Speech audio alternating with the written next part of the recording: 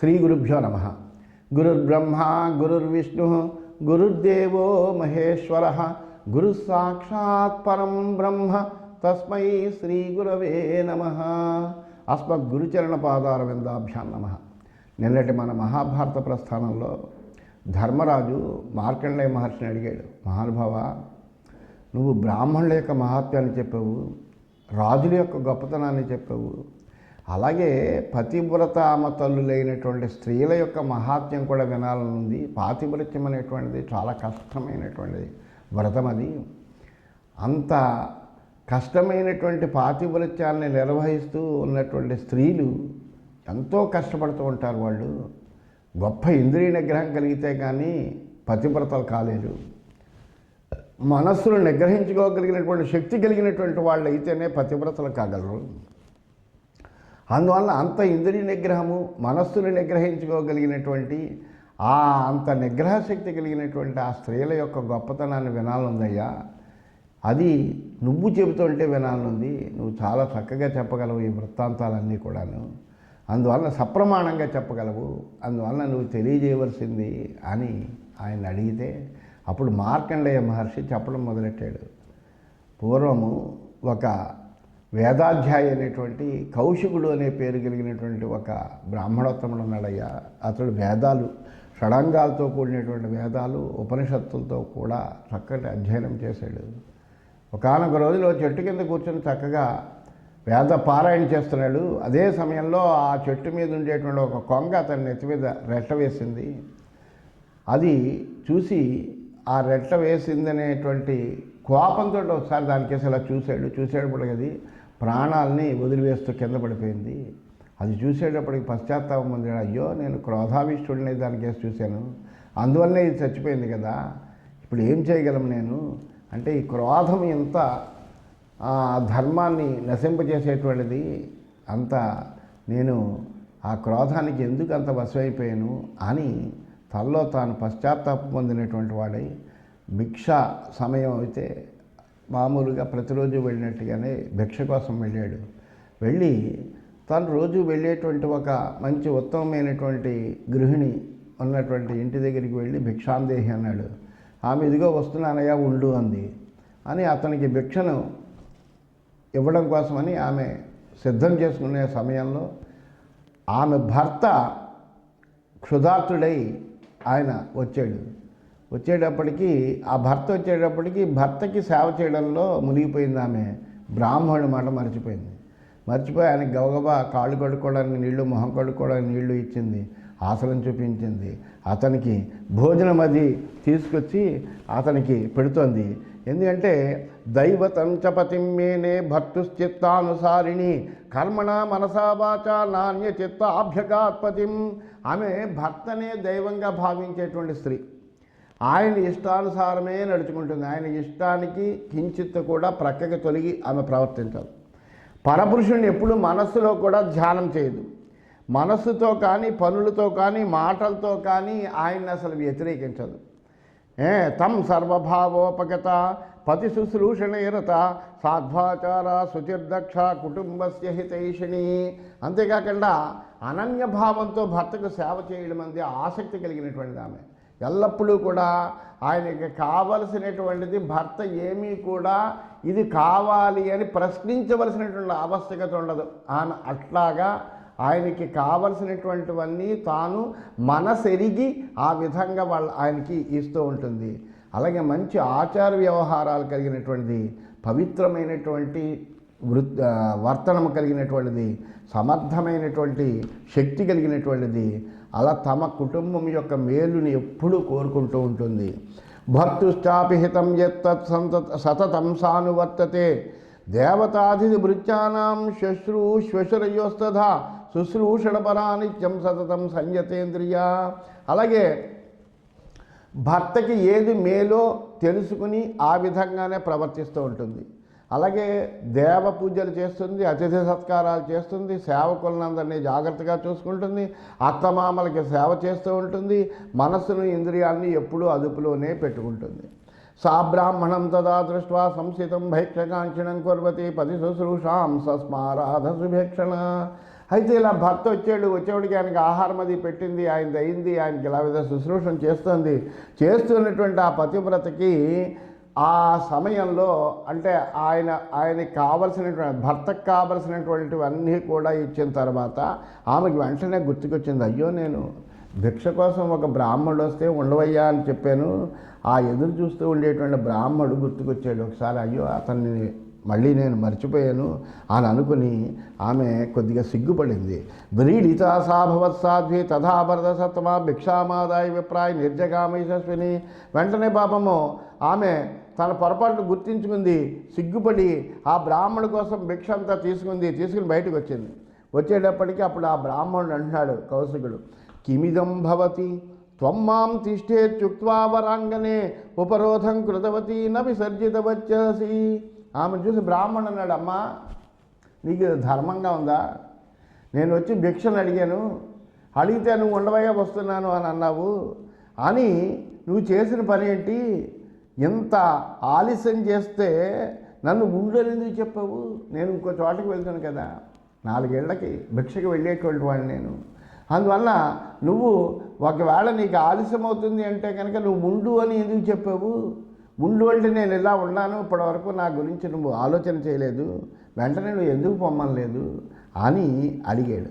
బ్రాహ్మణం క్రోధ సంతప్తం జలంతమివ తేజస దృష్ట్వా సాధ్వి మనుష్యేంద్ర సాంత్వపూర్వం వచో బ్రవీత్ అని కొద్ది కోపంతో అన్నాడు.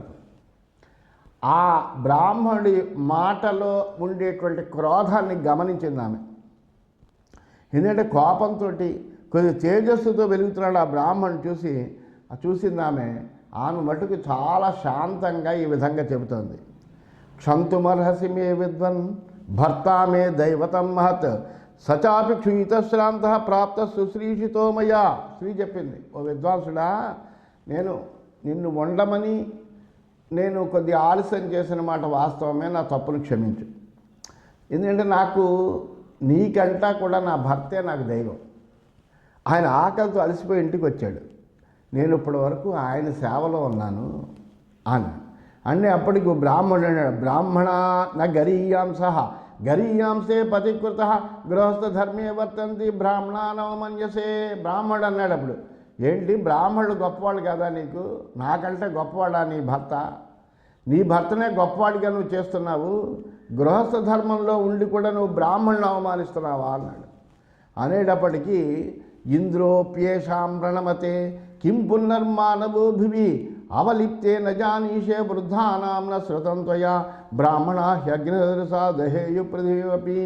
అసలు స్వర్గంలో ఉండేటువంటి ఇంద్రుడు కూడా బ్రాహ్మడు ఎవడైనా వస్తే కనుక ఆయన సింహాసనం నుంచి లేచి నమస్కారం పెట్టి కూర్చోమంటాడు. ఇంద్రుడు కూడా ఈ బ్రాహ్మణులకి తల వంచుతాడు. అలాంటిది నీకు ఇంక భూమి మీద ఉండే మానవుల విషయం చెప్పాలా? దేవతలకి రాజు అయినటువంటి ఇంద్రుడే బ్రాహ్మణులకి అంత గౌరవం ఇస్తాడే, అటువంటిది భూమి మీద ఉండేటువంటి మానవులు ఎంత గౌరవం ఇవ్వాలి బ్రాహ్మణులకి? అహంకారంతో మాట్లాడుతున్నావమ్మా నువ్వు, ఇది నీకు తెలియదా? బ్రాహ్మణుల గొప్పతనాన్ని గురించి పెద్దల వల్ల నువ్వు ఎప్పుడు కూడా వినలేదా?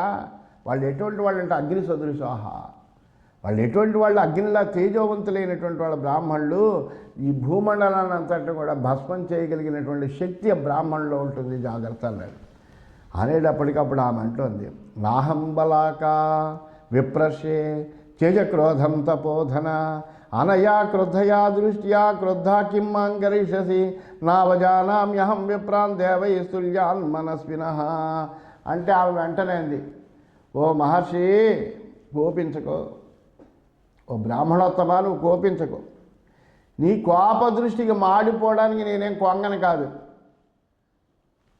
దృఢచిత్తులు దైవ సమానులైనటువంటి బ్రాహ్మణులు నేను ఎప్పుడూ అవమానించను.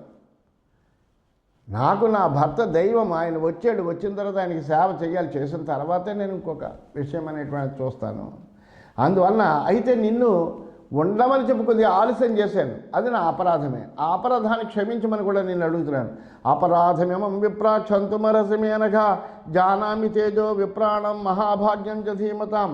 ఓ పవిత్రమైనటువంటి బ్రాహ్మణుడా, నా తప్పును మన్నించండి. మేధావులైనటువంటి బ్రాహ్మణుల యొక్క తేజస్సు నాకు తెలుసు, వాళ్ళ గొప్పతనము తెలుసు, వాళ్ళ మహత్తు కూడా నాకు తెలుసు. అపేయ సాగర క్రోధ కృతో హి లవణోదక తథైవ దీప్తదవసాం మునీనాం భావితాత్మనాం ఏషాం క్రోధాగ్నిరజ్జాపి దండకేనోపశామ్యతి.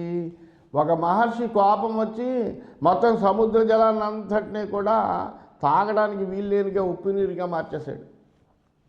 అంతటి సముద్రంలో ఉండేటువంటి జలం తాగడానికి వీలు లేకుండా చేసేసాడు. అలాగే తపస్సు చేత ప్రజ్వలిస్తూ పరమ పవిత్రమైనటువంటి అంతఃకరణం కలిగినటువంటి మునుల యొక్క కోపాగ్ని ఇప్పటికీ దండకారణ్యంలో దహిస్తూనే ఉంది. అది ఆరిపోయిన మంటలు అలాగే ఉంది. బ్రాహ్మణానాం పరిభవాత్ వాతాపి సుదురాత్మవాన్ అగస్త్యం ఋషిమాసాద్య జీర్ణక్రూరో మహాసురః. బ్రాహ్మణులను అవమానించడం వల్లనే మహాదుర్మార్గుడైనటువంటి క్రూరుడైనటువంటి వాతాపి అనేటువంటి రాక్షసుడు అగస్త్య మహర్షి యొక్క కుక్షిలో జీర్ణమయ్యాడయా.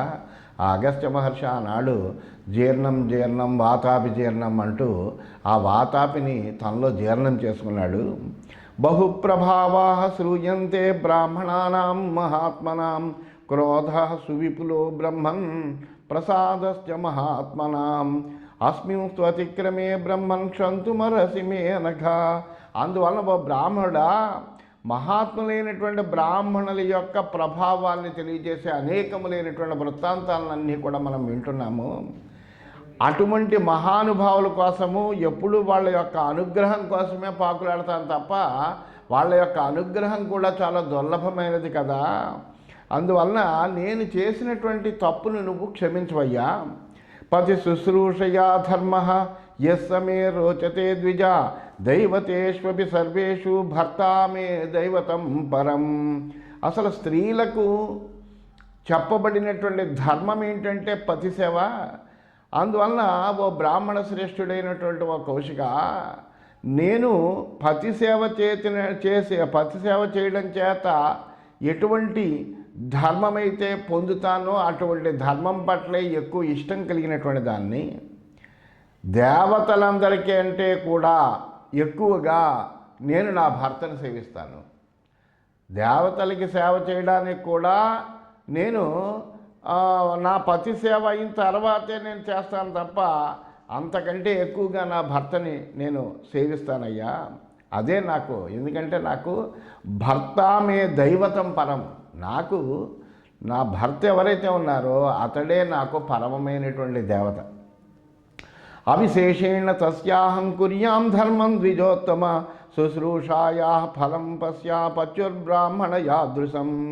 అందువల్ల ఓ బ్రాహ్మణోత్తమ, నేను అతి సాధారణంగానే పతి సేవారూపమైనటువంటి ధర్మాన్ని నిర్వర్తిస్తున్నాను. అందులో ఏ విధమైనటువంటి నిన్ను ఆగమని చెప్పి కూడా నిన్ను వెంటనే పంపించకుండా నేనంతటి కార్యవ్యగ్రాలను అయ్యానంటే కారణం ఏంటంటే పతి సేవ చేయడం వలన, చేయాలనే ధర్మాన్ని పాటించడం వల్లనే. అందువలన ఈ భర్తృసేవ వలన ఎటువంటి ఫలం కలుగుతుందో చూడు. ఎందుకంటే స్త్రీలకి చెప్పింది ఏంటంటే పాతివ్రత్యమే మహాధర్మంగా చెప్పబడింది. ఎవరైతే నిరంతరము కూడా క్రమం తప్పకుండా పాతివ్రత్యాన్ని విశేషంగా ఆచరిస్తారో వాళ్ళకి అద్భుతమైనటువంటి మహిమలు కూడా కలుగుతాయి. దాని ఫలితం వల్లే నాకు తెలిసింది. బలాకాహి త్వయా దగ్ధ రోష తద్విదితం మయా క్రోధశత్రు శరీరస్థ మనుష్యాణం ద్విజోత్తమ. నేను అన్నాను, నువ్వు అంత క్రోధంగా చూస్తే పడిపోవడానికి నేనేమీ కొంగన కాదు అని చెప్పగలిగానంటే, నీ యొక్క క్రోధము చేత ఒక బలాక కిందపడి ప్రాణాలు కోల్పోయింది అనేటువంటి విషయం కూడా నేను ఎట్లా తెలుసుకోగలిగాను అంటే, నా పాతివ్రత్య ధర్మాన్ని నిరంతరము క్రమం తప్పకుండా నేను పాటించడం వల్ల కలిగినటువంటి శక్తి ద్వారా తెలుసుకోగలిగాను. అందువల్లనే నువ్వు కోపంతో కొంగను మార్చేసేవు అనేటువంటి విషయం కూడా నాకు తెలిసింది కదా ఓ బ్రాహ్మణోత్తమ. మానవులకు శరీరంలో ఉండేటువంటి శత్రువు ఏంటంటే క్రోధమే. క్రోధమాన్ని జయించాలి. క్రోధమైనటువంటి అన్ని సమస్తములైనటువంటి అనర్థాలకు మూలంగా చెప్పబడింది క్రోధం. అలాగే సంసారంలో బంధనమైనటువంటిది క్రోధం అని చెప్పబడింది. అట్లాగే ధర్మాన్ని నాశనం చేసేటువంటిది కూడా క్రోధమనే చెప్పబడింది. అందుకనే తస్మాత్ క్రోధం విసర్జయేత్ అన్నారు. అందువలన క్రోధాన్ని విడిచిపెట్టాలి. క్రోధము మనిషిని ఎంత కార్యాకార్య విచక్షణ శూన్యుడిగా చేస్తుంది. అటువంటి శత్రువు అది. యక్రోధమోహో త్యజతి తం దేవా బ్రాహ్మణం విదుః యో వదేదిహ సత్యాని గురుం సంతోషయేత చ హింసితశ్చ న హింసేత తం దేవా బ్రాహ్మణం విదుః. అందుకనే ధర్మం ఏమని చెప్పదంటే ఎవరైతే క్రోధమోహాల్ని వదిలిపెడతారో అటువంటి బ్రాహ్మణునే దేవుడిగా చెప్పబడ్డారు. అందులో క్రోధాన్ని మోహాన్ని విడిచిపెడితే చాలు, మొత్తం అంతఃశత్రువులందరినీ జయించినట్టే. అందులో క్రోధాన్ని మోహాన్ని వదిలిపెట్టగలిగినటువంటి వాడిని దేవతలు కూడా బ్రాహ్మణుడని భావిస్తారు. దేవాహ బ్రాహ్మణం విదుః. దేవతలు కూడా వాడినే బ్రాహ్మణుడు అనుకుంటారు. అంటే బ్రాహ్మణుడు అనేటువంటి వాడికి ఉండకూడనటువంటి గుణములు ఏంటంటే క్రోధము మోహము. అవి ఎట్టి పరిస్థితుల్లోనూ ఉండకూడదు. ఎందుకంటే వాడు జ్ఞానం కలిగినటువంటి వాడు కాబట్టి, నిరంతరము భగవదనుష్ఠానం ముందు రతి కలిగినటువంటి వాడు కాబట్టి వాడు క్రోధమోహాన్ని వాడు ముందర జయించాలి. జయించి సమాజానికి మార్గదర్శకంగా ఉండాలి. వాడే క్రోధమోహాల్లో లీనమైపోయి ఉంటే కనుక ఇంక మిగిలినటువంటి వాళ్ళు ఎవరు ఆచరిస్తారు? ఎవరిని ఆదర్శంగా తీసుకోగలరప్పుడు? అందువలన క్రోధమోహాలను వదిలిపెట్టగలిగినటువంటి వాడినే దేవతలందరూ బ్రాహ్మణుడిగా భావిస్తారయ్యా. అలాగే ఈ లోకంలో యో వదేదిహ సత్యాన్ని, ఈ లోకంలో ఎవరైతే సత్యాలు మాట్లాడతారో, నిజాన్ని చెప్తూ ఉంటారో, అలాగే గురుం సంతోషయేత, గురువుని సంతోషపెడుతూ ఉంటారో, హింసితశ్చ నహింసేత, తన్ని హింసించినటువంటి వాళ్ళను కూడా ఎవరైతే హింసించకుండా ఉంటారో అటువంటి వాడిని దేవతలు బ్రాహ్మణులని భావిస్తారయ్యా. తం దేవాహ బ్రాహ్మణం విదుః. అంటే సత్యం మాట్లాడుతూ ఉండాలి, అలాగే క్రోధం ఉండకూడదు, మోహం ఉండకూడదు, గురువుని సంతోషపెట్టాలి, తన్ని హింసించినటువంటి వాడిని కూడా హింసించకుండా ఉండగలగాలి. అలాంటి ధర్మాలన్నీ కూడా బ్రాహ్మణుల్లో ఉండాలయ్యా. జితేంద్రియో ధర్మపర స్వాధ్యాయ నిరతశుచి కామక్రోధో వశో యస్య తం దేవా బ్రాహ్మణం విదుః. అలాగే ఇంద్రియాలను జయించి ఉన్నవాడై ఉండాలి వాడు. అలాగే ధర్మాన్ని ఎల్లప్పుడూ ఆచరించేటువంటి వాడై ఉండాలి, ధర్మపరాయణుడై ఉండాలి, వేదాధ్యయన తత్పరుడై ఉండాలి, పవిత్రమైనటువంటి వాడై ఉండాలి, ఎప్పుడు కూడా పావిత్ర్యత కలిగి ఉండాలి వాడు. అలాగే కామక్రోధాన్ని వశం చేసుకోవాలి, అంతేకాని కామక్రోధానికి తాను వశం అవ్వకూడదు. అటువంటి వాడిని బ్రాహ్మణుడని దేవతలు భావిస్తారయ్యా. అంటే దేవతలు బ్రాహ్మణుల్లో ఎటువంటి గుణాలు వెతుకుతారో చూడు, ఇటువంటి గుణాలన్నీ కూడా బ్రాహ్మణుల్లో ఉంటాయి అని దేవతలు ఎప్పుడు భావన చేస్తూ ఉంటారు. యస్య చ ఆత్మసమో లోకః ధర్మజ్ఞస్య మనస్వినః సర్వధర్మేషు చరతః తం దేవా బ్రాహ్మణం విదుః. అలాగే ఎవడైతే ధర్మాన్ని తెలిసినటువంటి వాడో, అలాగే ఎవడైతే అభిమానం కలిగినటువంటి వాడు ఉంటాడో, ఎవడైతే సమస్తమైనటువంటి విశ్వాన్ని తనతో సమానంగా, తన ఆత్మతో సమానంగా చూస్తాడో, ఎవడైతే అన్ని ధర్మముల యందు కూడా సమానమైనటువంటి ఆసక్తి కలిగినటువంటి వాడవుతాడో అటువంటి బ్రాహ్మణుడు, అటువంటి వాడిని మాత్రమే బ్రాహ్మణుని దేవతలు భావిస్తారయ్యా. యో అధ్యాపయేద్ అధీత యజేత్వా యజయీత యాజయీత వా దద్యాద్వా యథాశక్తి తం దేవా బ్రాహ్మణం విదుః. షట్కర్మలు చెప్పబడ్డాయి బ్రాహ్మణుడికి. అధ్యయన అధ్యాపములు, యజన యాజనములు, అలాగే దాన ప్రతిగ్రహణములు. ఈ షట్కర్మల్ని ఆచరించేవాడై ఉండాలి, వేదాన్ని అభ్యసించేవాడై ఉండాలి, వేదాన్ని అధ్యాపన చేసేటువంటి వాడై ఉండాలి. అంటే చదివేవాడై ఉండాలి, చదివించేవాడై ఉండాలి, అలాగే యజ్ఞాన్ని చేసేవాడై ఉండాలి, చేయించేవాడై ఉండాలి, అలాగే శక్తి కొలది దానం చేసేటువంటి వాడు కూడా అయి ఉండాలి, దానాన్ని ప్రతిగ్రహించేటువంటి వాడు కూడా అవుతాడు. అటువంటి వాడినే బ్రాహ్మణుని దేవతలు కొలుస్తారయ్యా. బ్రహ్మచారి వదాన్యోజో అధీయత ద్విజపుంగవః స్వాధ్యాయవాన్ అమత్తః వైతం దేవా బ్రాహ్మణం విదుః.